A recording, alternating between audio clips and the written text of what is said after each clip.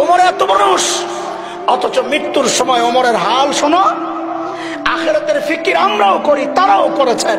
হযরত ওমর মৃত্যু মুখে ইহুদির সন্তান আবু লুলু বিষাক্ত খঞ্জর দিয়া ফজরের নামাজের সময় যখন হযরত ওমরের পেটের মধ্যে চালায়, নারী বুড়ি বের হয়ে গেছে, আহা, কাপড় দিয়ে পেঁচায়া মসজিদ নববীর ফ্লোরে ওমরকে শোয়া দেওয়া হয়েছে। হযরত ওমর বেহুশ, একটু হুশ ফিরছে, একজনের কোলে মাথা, একটু হুশ ফিরছে। হযরত ওমর সাথে সাথে মাথাটারে জমিনের উপর রাখছেন।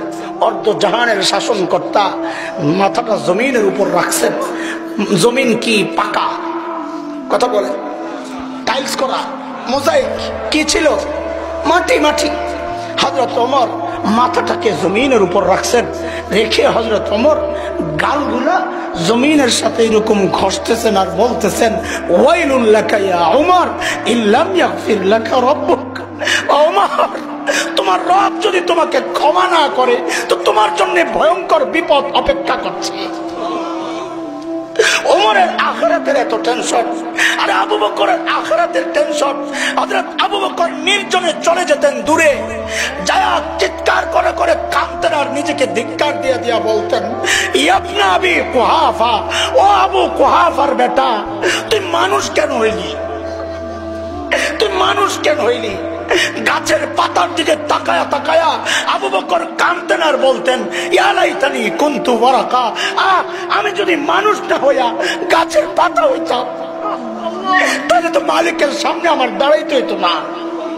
ওমরের আখিরাত নিয়ে এত টেনশন, আবু বকরের আখিরাত নিয়ে এত টেনশন। যাদের করা দরকার আমার মতো পাপীদের, তাদের কোনো টেনশন নাই।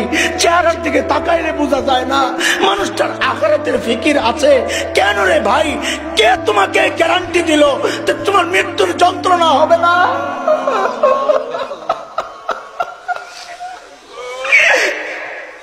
কে গ্যারান্টি দিছে? কে গ্যারান্টি দিল যে কবরে আযাব হবে না? আরে ওমর তো গ্যারান্টি পাইছে ওমর ফিল জান্নাহ, আবু বকর তো গ্যারান্টি পাইছে আবু বকর ফিল জান্নাহ। তারপরেও তাদের এত টেনশন। তোমার কে গ্যারান্টি দিছে? কেন এত বেফিকির হয়ে গেছো? কে গ্যারান্টি দিছে যে মৃত্যুর যন্ত্রণা হবে না?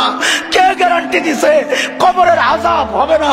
কে গ্যারান্টি দিছে হাসরের পেরেশানি হবে না?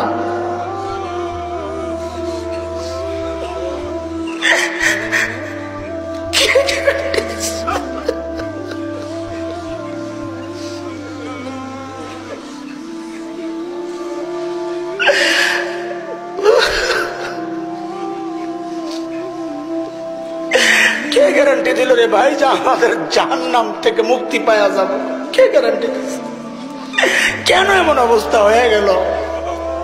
কোনো ফিকির নাই, চলছে চলছে চলছে, কোনো ফিকির নাই।